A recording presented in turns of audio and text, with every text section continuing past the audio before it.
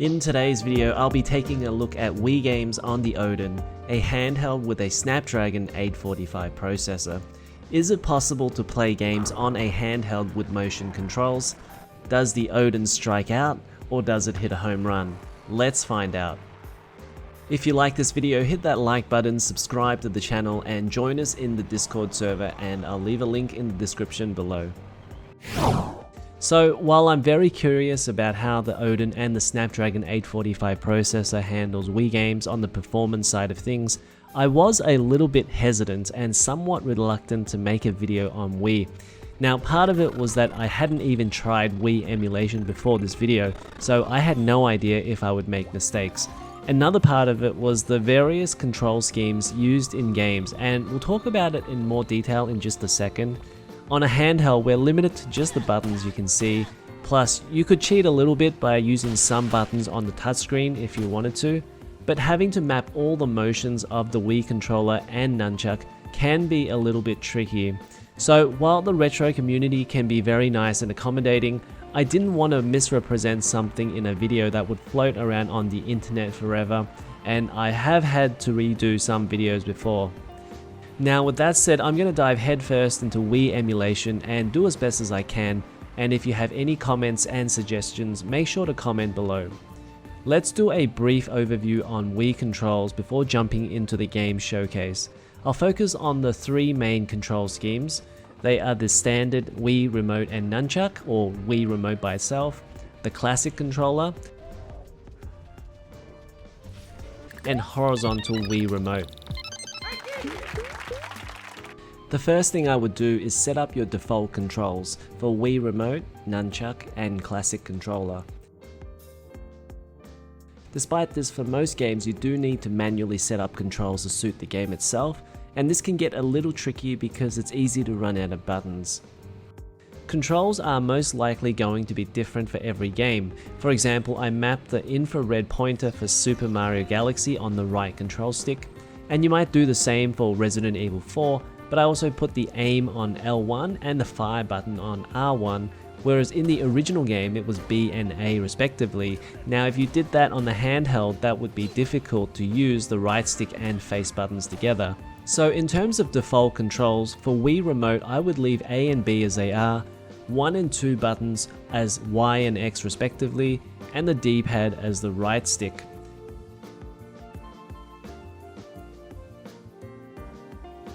For the nunchuck, that would just be the controls on the left side, and the C button as the L1 and Z button or Z button as L2.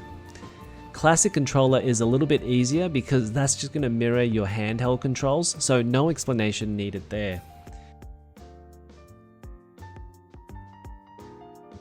With horizontal Wii Remote, because by default the controls are set up for Wii Remote and Nunchuck, for any games requiring a horizontal Wii Remote like New Super Mario Bros. Or Mario Kart Wii, you can just set the controls for that particular game only.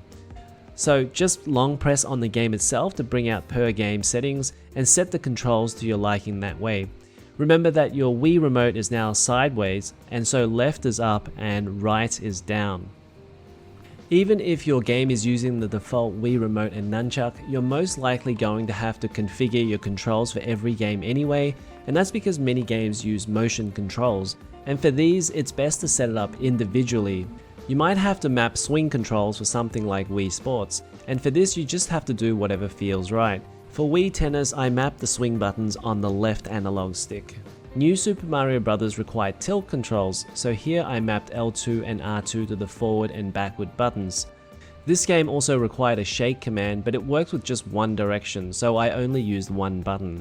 It can get complicated if you need all these motion controls and nunchuck motion controls, and finding a home for all these actions, so it might be best to use some of the on-screen touch controls as well to save the buttons for motions. To be perfectly honest, I found it a little bit cumbersome and fiddly to figure out the controls, but some exclusives make it worth it to go through the trouble. With that out of the way, let's talk about the games and how it plays and performs on the Odin. I have a performance rating guide. Bad, I wouldn't play on the system, okay if you really must, good has some issues but is fairly playable, and great has some very minor issues.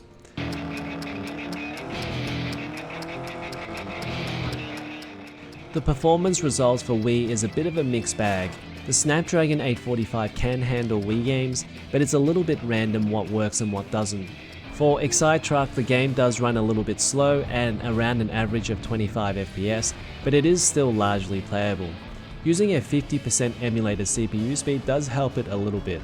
However, the biggest problem I found was that the controls consistently tilted left, and unfortunately that made the game mostly unplayable. Let me know in the comments if you had the same problem.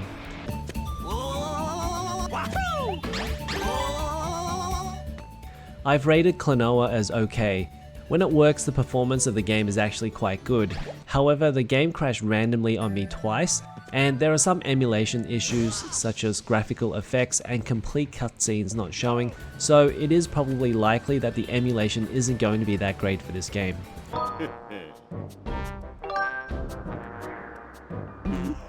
From the first hour of Zelda's Skyward Sword, there were a couple of emulation issues, but in general I was pretty impressed with the performance. Make sure you have skip EFB access from CPU turned on.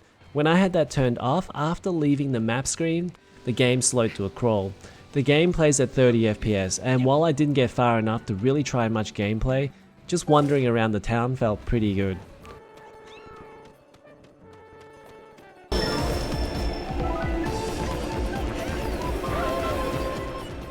Mario Kart Wii plays pretty well.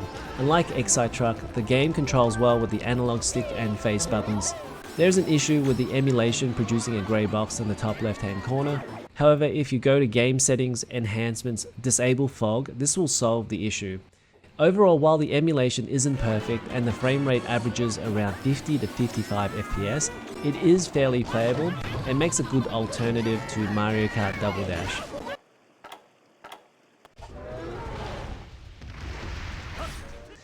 Monster Hunter Tri was a pleasant surprise. While this also released on the 3DS and Wii U, the Wii version will probably be the one that works best on the Odin, and here it pretty much ran without any issues in the opening area. The game runs at 30 FPS and you can play with a classic controller setup as well, meaning there's very little control setup needed. I definitely recommend checking this one out.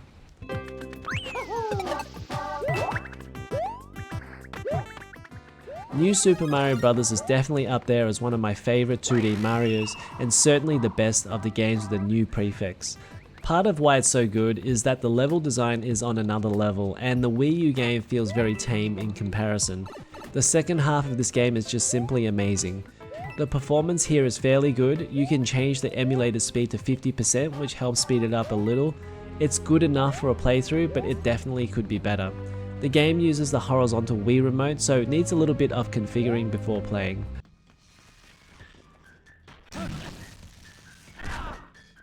I'll be honest, I didn't know too much about No More Heroes, but I had a request to check this out, and this one takes a bit more knowledge to set up the controls properly to play. I didn't get too far in this one, but I can report that it works okay, though it runs a bit slow.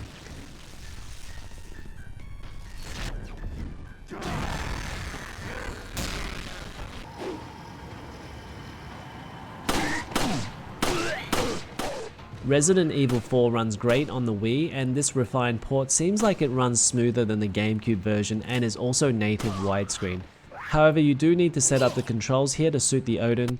You can still aim the old-fashioned way with the aim button and the left analog stick.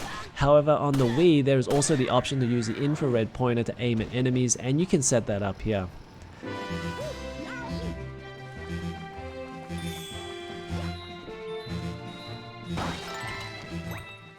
Now that we're talking about Super Mario Galaxy 1 and 2, I can tell you you're actually watching a re-upload of this video. Previously I said Super Mario Galaxy 1 and 2 performance was bad, and I did get some comments in the original video about that, which I've left as unlisted, and you can check out the original in the description. The fix is actually pretty simple.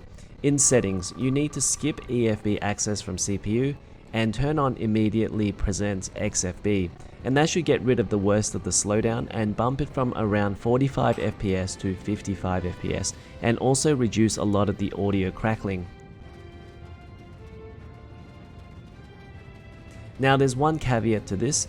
The infrared pointer no longer works, and to use it to collect star bits you do have to turn on skip EFB access from CPU. So it is kind of annoying to switch back and forth in the menu to play, but that's how performance could be fixed. As I said in the beginning of the video, it's a problem making these videos because there could be fixes for many games that I'm not aware of, and there's no way for me to know fixes to hundreds of games. Super Mario Galaxy 2 plays the same way. After turning these options on, the game performance is much better. However, it becomes problematic once you get Yoshi because he needs the infrared pointer to eat objects, which means skip EFB access from CPU needs to be turned off. If anyone has a fix to this, comment below, and if it works I'll pin it to the video, but I won't be updating the video again. Alright, back to the original edit of the video.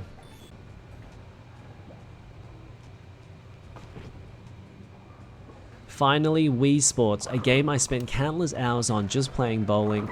I wasn't actually sure if the motion controls could be replicated well enough on the Odin Handheld, so this was something I was very curious in trying, and honestly I came away pretty impressed.